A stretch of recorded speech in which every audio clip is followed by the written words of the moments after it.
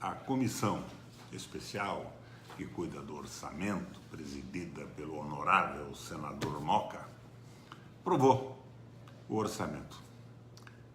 3 trilhões e 300 bilhões de reais. 40% disso apenas para cobrir a dívida externa. 42% do total para pagamento da dívida externa, de juros, de encargos e amortizações da dívida. Ou seja, o Brasil está pagando 1 trilhão e 420 bilhões de reais. De um orçamento de 3 trilhões e 300 bilhões de reais, o Brasil está pagando 1 trilhão e 420 bilhões de reais de juros, encargos, amortizações da dívida. 42% de tudo que se arrecada no país. Quer dizer, do total de 3 trilhões e 300 bilhões de reais, sobram apenas 1 trilhão e 950 bilhões de reais para serem repartidos entre saúde, educação, segurança, assistência social, etc. Agora, de repente, não mais que de repente, eu vejo novos senadores. Um deles, do meu Paraná, que declarou ter uma riqueza, um patrimônio de 239 milhões, 709 mil, 825,12 reais, diz que ele está indignado com o fato do Senado pagar a mudança dos novos senadores. Com esse dinheiro, 240 milhões de reais, que deve ser sem avaliação real dos imóveis, das ações, isso deve ser no mínimo o dobro na realidade. Não precisa de dinheiro para mudança. Mas agora, se elege um trabalhador lá no Acre, ele não tem como vir para Brasília, trazer os seus móveis, o seu fogão de 4 bocas e se instalar aqui. Eu fico horrorizado com a forma rasa dessas críticas.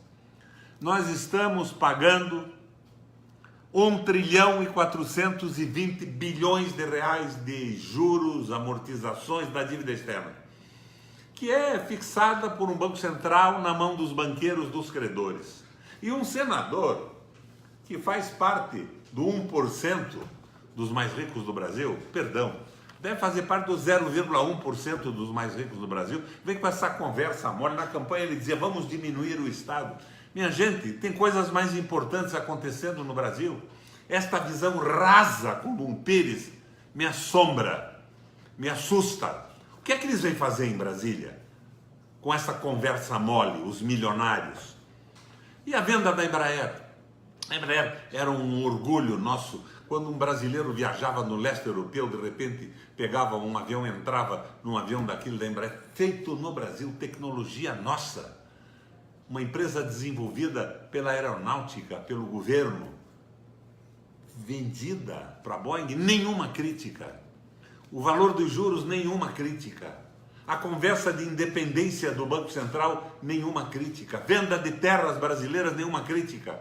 Estrangeiros já possuem uma área maior que o Rio de Janeiro no Brasil. Daqui a pouco nós não mandaremos na nossa própria terra. Nós não mandaremos na nossa própria moeda. Já estamos imprimindo moeda brasileira fora do nosso território. Minha gente, a coisa está ficando preta. Mas a discussão toda acaba se dando em torno do Queiroz. O que você me dá o Queiroz que apure isso, a justiça, o Ministério Público, se é que existe isso ainda no Brasil?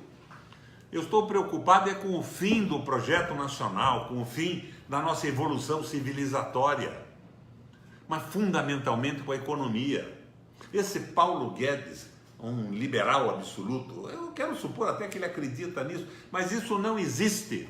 O Trump outro dia declarou com todas as letras, um país tem que defender o seu trabalho, os seus trabalhadores e os seus empresários. É assim que funciona. Países não têm amigos, países têm interesses. E o liberalismo econômico é uma estupidez que foi contestada e liquidada com a política do Yad Mashach na Alemanha, com a política do Delano Roosevelt nos Estados Unidos, com as ideias do Keynes, com investimentos pesados a partir do Estado, puxando o processo econômico, valorizando os empresários nacionais e os trabalhadores. Será que isso tudo acabou e que eu vou ter que ficar fora do Senado? Eu perdi a eleição para essa gente, escutando esse tipo de idiotice? O cara vem para cá reclamar do auxílio mudança de um sujeito pobre, quando ele declara 240 milhões de reais de patrimônio, o que na realidade pode ser multiplicado por 3 ou 4.